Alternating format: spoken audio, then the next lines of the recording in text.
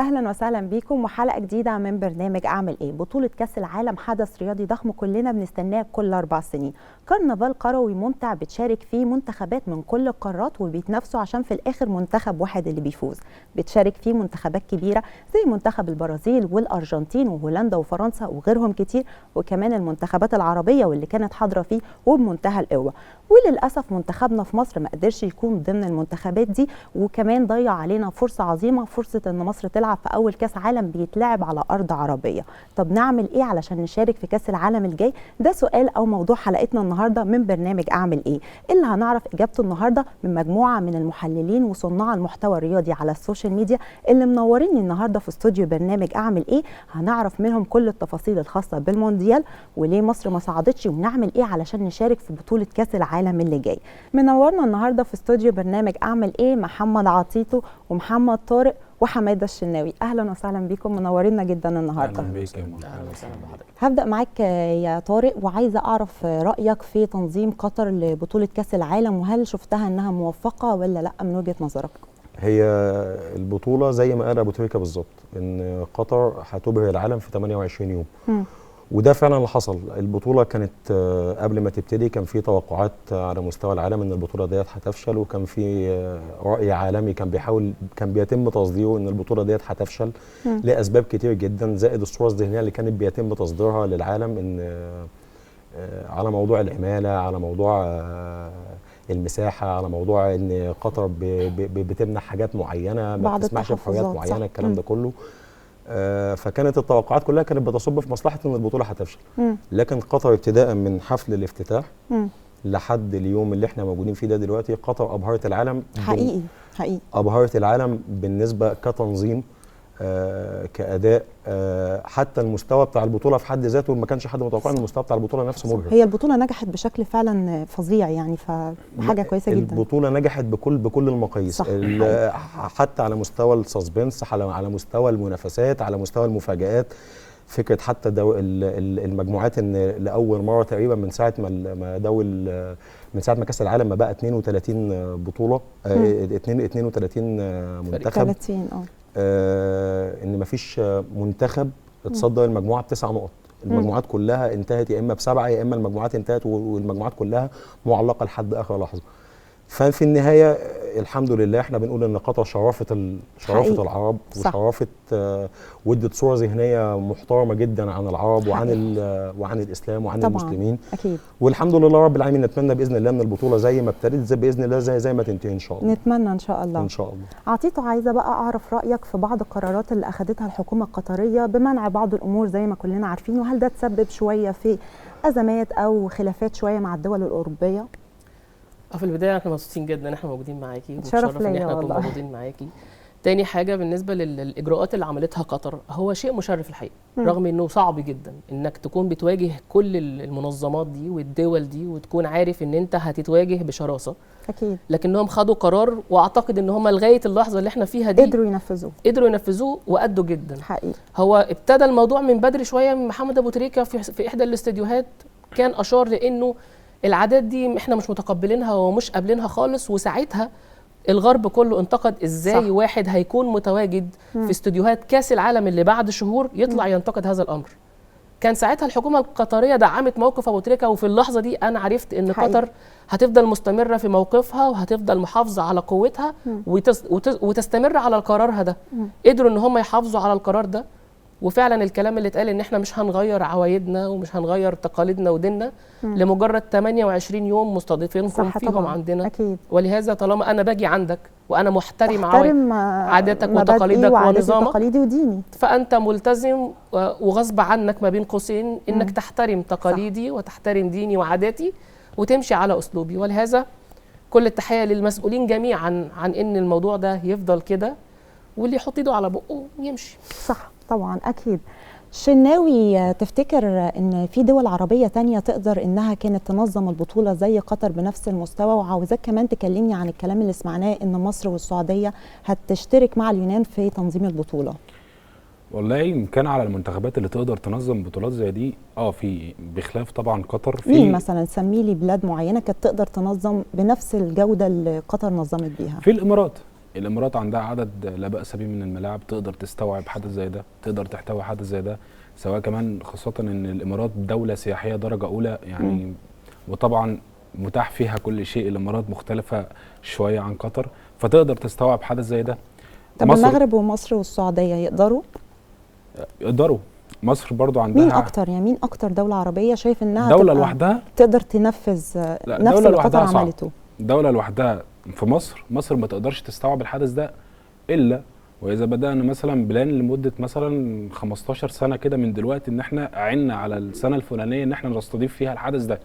انما كبنيه تحتيه وكجوده ملاعب وجوده تصوير وجوده حتى كمان منتخبك انت ما يقدرش يستوعب حدث زي ده.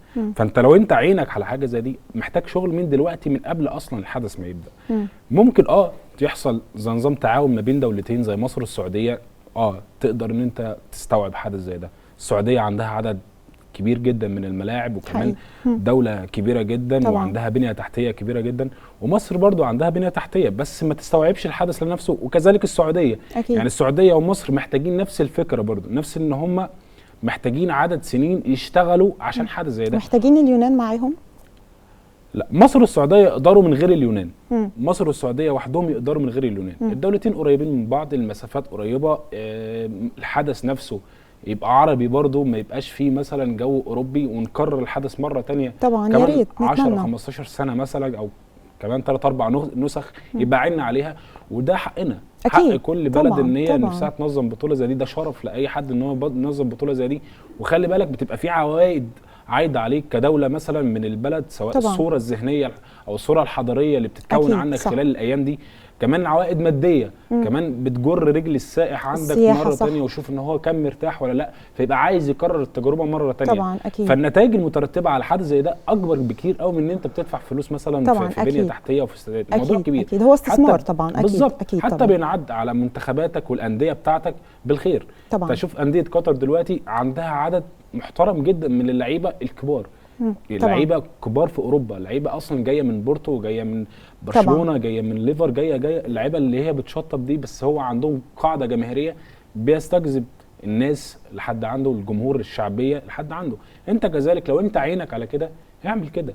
خلي بالك انت عندك كمان قاعده جماهيريه كبيره تصنع لك من الحدث قيمه وقامه. طبعا خلي بالك أكيد. قطر احنا ما عندهاش قاعده جماهيريه أكيد. القاعده الجماهيريه اللي عاملاها مين؟ الجمهور المصري، الجمهور المغربي، الجزائري، كل الناس اللي عندها منتخبات طبعا بحكم ان جمهور مصر طبعا اكيد موجود عشان يشتغل. هو لا شك ان القاعده الجماهيريه في مصر طبعا كبيره. خلونا طب نتكلم في الموضوع الاساسي اللي هو عدم وصول منتخبنا للكاس. يعني عايزه راي كل حد فيكم كده بالترتيب. هنبدا بطارق، ليه ما وصلناش للكاس؟ المنظومه، لبطوله كاس العالم. المنظومه، يعني احنا الاساس عندنا اصلا في الاول وفي الاخر المنظومه. احنا المنظومه عندنا كلها منظومه مهترئه من الاول لحد الاخر. احنا لا في عندنا اعداد، المنظومه كلها كده اللي هي كلها شغاله مع بعضها بالبركه. احنا الاول جينا بدانا بمدير فني ما عجبناش فمشيناه، ففجاه اكتشفنا ان احنا عايزين نجيب مدير فني وطني فجبناه، وبعد كده هو المدير الفني الوطني رفض ان هو يلعب ماتشات وديه طول فتره تقريبا حوالي سنه.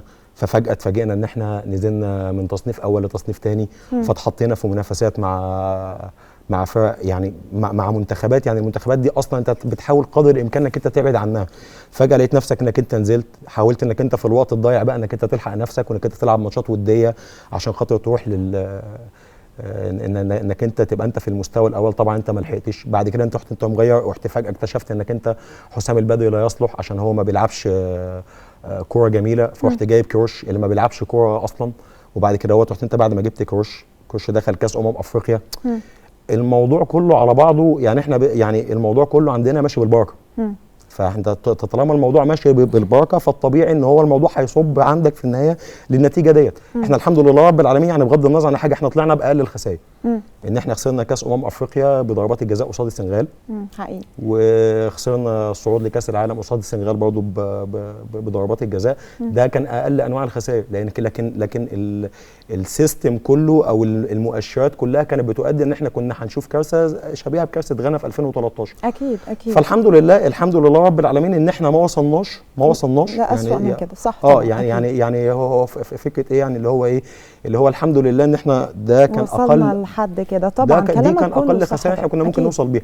احنا كروش لو كنا كملنا معاه في كاس العالم، احنا شفنا منتخب ايران. يعني منتخب ايران برضو يعني عمل شكل وعمل منظر والكلام ده كله، بس احنا شفنا البدايه بتاعته كانت عامله ازاي. اكيد البدايه بتاعته كانت 7 خساره فعلا طبعا. اكيد. يعني والاتحاد الايراني او الكره الايرانيه في العموم كره منظمه جدا، ومنتخبها منتخب قوي جدا، ومنتخب مصنف عالميا. لكن احنا المنظومه عندنا كلها في العموم يعني الحمد لله، يعني الحمد لله رب العالمين احنا وصلنا لحد كده. تيتو تحب تضيف حاجه؟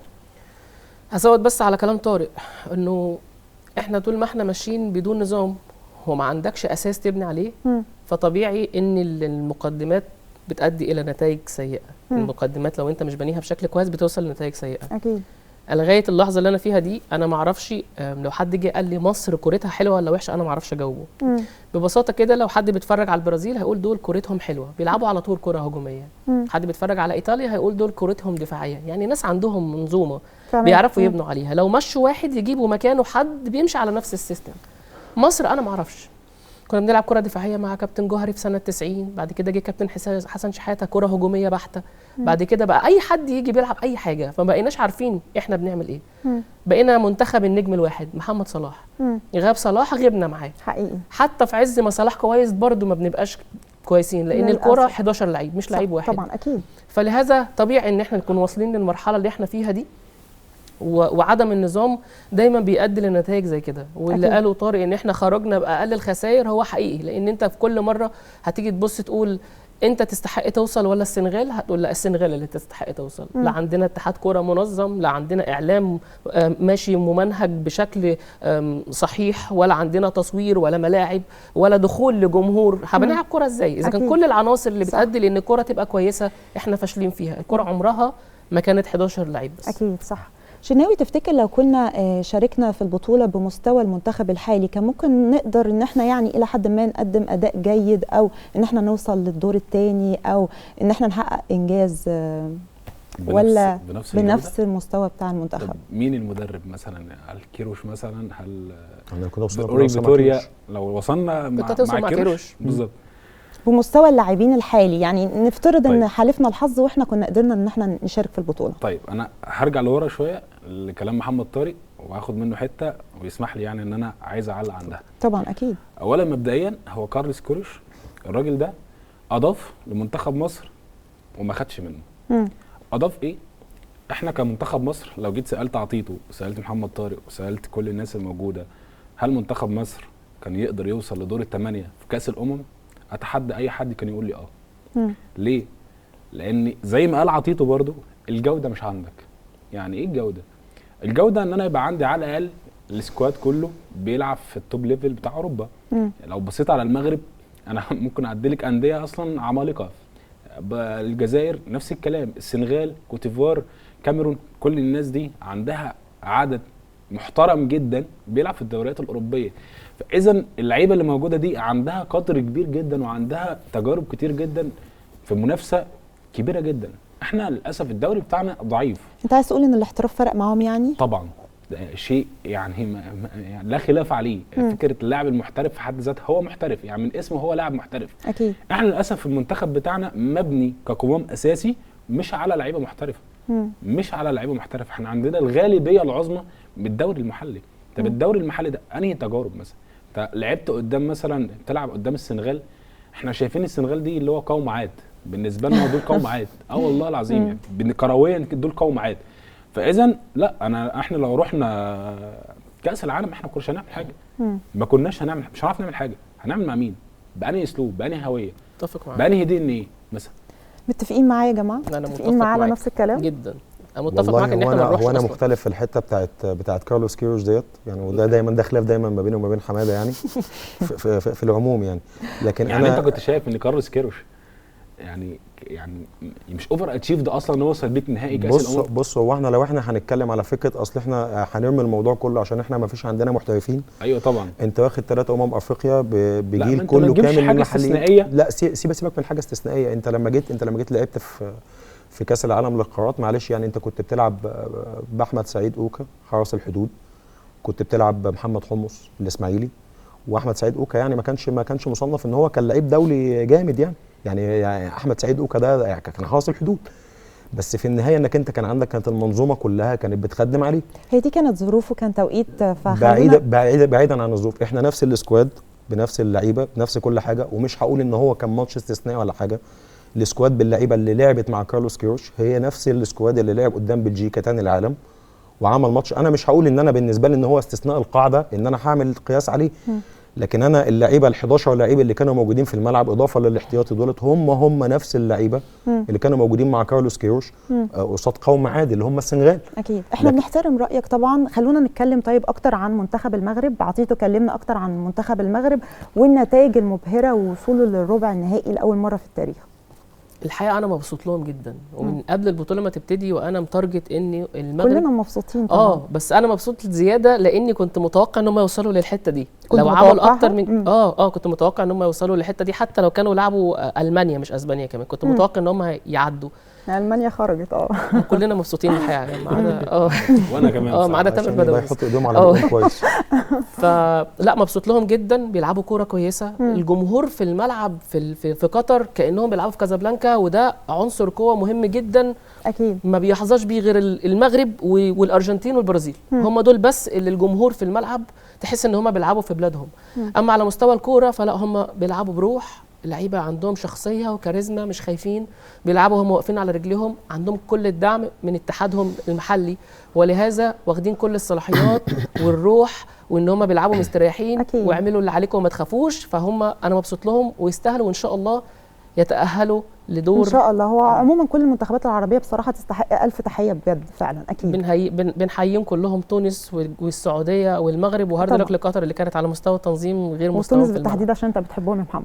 حبايبي حماده، تفتكر مستوى اللعيبه المغاربه واحترافهم في اوروبا كان السبب او عامل من العوامل اللي خلتنا نشوف الاداء المبهر لمنتخب المغرب؟ والله ده جزء اصيل اصلا من ان هم يوصلوا للمرحله زي دي، يعني مش جزء اصيل، هو الجزء الاكبر اصلا في فكره ان هم العامل الاساسي. لان الانديه بتختلف شويه عن المنتخبات. دايما المنتخبات بتحتاج لجوده لعيبه اكتر منها جوده مدرب، عكس صحيح مع الانديه. لان المدرب بتاع المنتخب هو بيجتمع مع اللعيبه مثلا كل 3 شهور 15 يوم، فما بيلحقش ان هو يطبق مثلا فلسفه، فدايما بيحتاج ان هو جملتين بساط كده واللعيبه تكون فايقه ويحفزهم. انت بتتكلم على مستوى المنافسه. ايوه طبعا لازم، هو دايما لازم يعني هو اصلا المدرب مع المنتخب ما بيعملش حاجات كتير، فانت بتبقى محتاج جوده موجوده. طب ما الاهلي والزمالك مثلا بينافسوا في بطولات قويه، الامر بيختلف.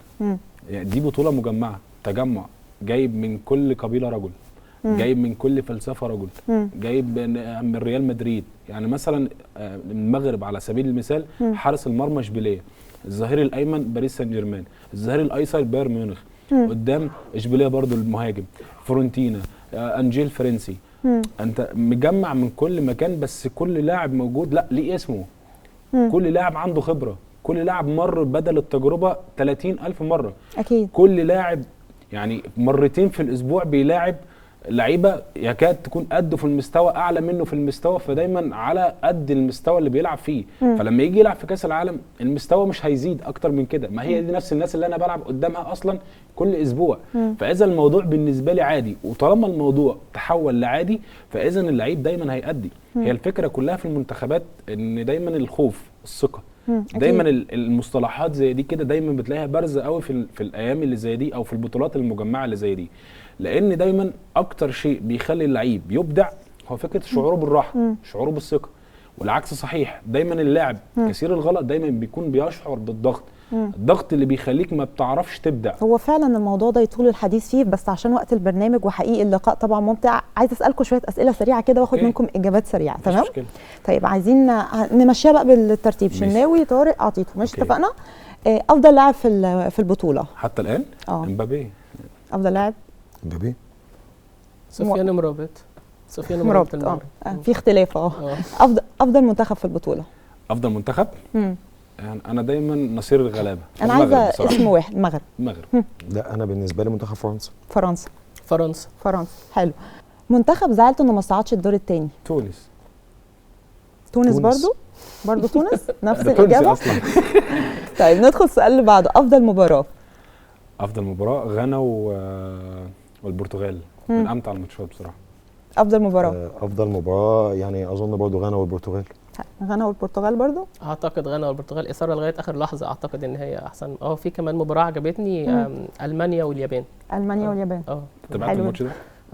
المانيا واليابان.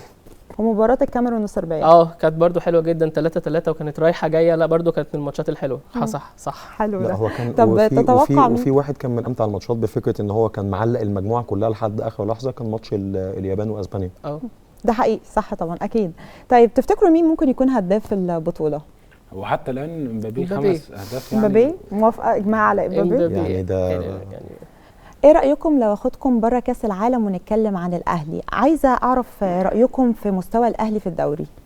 هو الاهلي طبعا عمل بدايه كويسه. الاهلي طبعا بدا يعني كان لعب مع الاتحاد المنستيري وصعد لدور المجموعات، وكان لعب 3 ماتشات في الدوري، حقق 3 ماتشات 9 نقط. فالاهلي خد اللي هو عايزه، وكان ظاهر باداء كويس جدا في الفتره اللي هي الاولانيه قبل التوقف. ولكن دايما اي فريق بيكون قوي او ظاهر بشكل كويس جدا ويكون في توقف يطول عن اسبوعين، دايما بتلاقي النتائج سلبيه بعدها. مش نتائج بس كنتائج عموما، لا هو النتيجه عموما الشكل اللي دايما بيكون في شيء غلط، تحس ان مش هي دي اللعيبه اللي كانت قبل التوقف. اكيد. وده بالفعل اللي توقعناه حصل. يعني الفتره احنا لعبنا 3 ماتشات، الاداء لسه مش هو يا دوب بس ماتش المحله اللي الاهلي ظهر فيه بشكل يا دوب مقبول الى حد ما، ان هو في اداء وفي جمل وبنوصل للمرمى. فالاهلي بدا ان هو يستعيد نفس القوه، ولكن كتوتال لا، الاهلي عمل اللي هو عايزه. الاهلي متصدر الجدول، 15 نقطه من 5 ماتشات، استقبل هدفين، اكتر فريق سجل في الدوري. فالاهلي هو خد اللي هو عايزه. الاهلي أكيد عمل كل حاجه هو عايزها في الفتره دي واتشيفد بصراحه يعني. طبعا. طارق شايف مستوى كولر مع الاهلي ازاي؟ لا هو كولر بالنسبه لنا يعني من ساعه ما جه، هو كولر مرحله انتقاليه ما بين المرحله بتاعت نهايه فتره بيتسو موسيماني والمرحله تقريبا اللي هي كانت من أسوأ المراحل اللي انا شفتها في الاهلي في حياتي، اللي هي المرحله بتاعت سواريش. كولر من ساعه ما جه وهو بيقدم لنا شكل جديد وستايل جديد للاهلي، ستايل كده اللي هو احنا منتظرين منه ان هو الاهلي ان شاء الله باذن الله هيبتدي ان هو يعلن قانون الغابه تاني من جديد. كولر على المستوى الفني وعلى مستوى الاداء بتاعه، لا كولر راجل كوتش، يعني دماغه فعلا مش فكره ان هو حد بيلعب بستايل معين فانت ممكن انك انت تقراه، فانت ممكن انك انت تقدر انك انت توقفه. لا خالص، هو بالعكس، هو على حسب سير الماتش هو بيقدر ان هو يغير. وده انا مثلا شفته كان في الماتش بتاع الزمالك بتاع السوبر. الماتش بتاع الزمالك بتاع السوبر تقريبا لعب بحوالي يمكن 4 طرق لعب مختلفه. اللعيبه كانت بتترحل باكتر من طريقه. محمد طاهر مثلا كان عمال بيروح من اليمين للشمال لنص الملعب. فكولر راجل مدير فني فاهم وشاطر وواعي جدا حقيقي. وفعلا هو مستوعب. يعني هو مش مجرد ان هو حد واقف على الخط وخلاص، لا هو كوتش وفعلا بيعرف ان هو يدير الماتش. ده حقيقي. فالفتره اللي جايه ان شاء الله باذن الله، احنا توقعاتنا مع كولر باذن الله ان الفتره بتاعته ان شاء الله يعني هتبتدي ان هي تقترب من الفتره باذن الله، الفتره بتاعت بيتسو موسيماني، وان كانت توقعاتنا باذن الله ان هو ان شاء الله يتجاوز. كل التوفيق للنادي الاهلي ولجميع الفرق. عايزه كلمه اخيره منك يا عطيتو نختم بيها الحلقه عن التحكيم.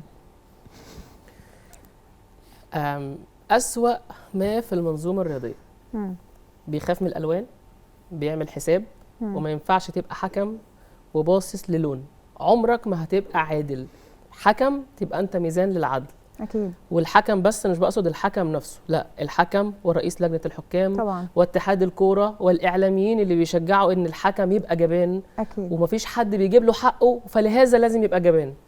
لازم كلهم على بعض كده يتقوا الله، كلهم على بعض كده عشان نبقى كويسين. أكيد. ده عنصر من عناصر فشل الكوره المصريه، وشكلكم بقى وحش. نتمنى التوفيق للكرة المصرية. ميرسي جدا يا محمد يا عطيتو، ميرسي محمد طارق، ميرسي حماده الشناوي، نورتوني جدا النهارده. شكرا جزيلا. في النهاية بنتمنى التوفيق للمنتخبات العربية، وبنتمنى كمان ان مصر تشارك في كأس العالم اللي جاي وتكون كمان في الصدارة، مش بس في كرة القدم وفي الرياضة، لا كمان في كل المجالات. مشاهدينا خلصت حلقتنا، استنوني في حلقة جديدة وسؤال جديد من برنامج اعمل ايه. ما تنسوش تتابعوني على السوشيال ميديا باسمي مروة حازم باللغة الإنجليزية على الفيسبوك واليوتيوب والانستجرام. اشوفكم على خير ان شاء الله.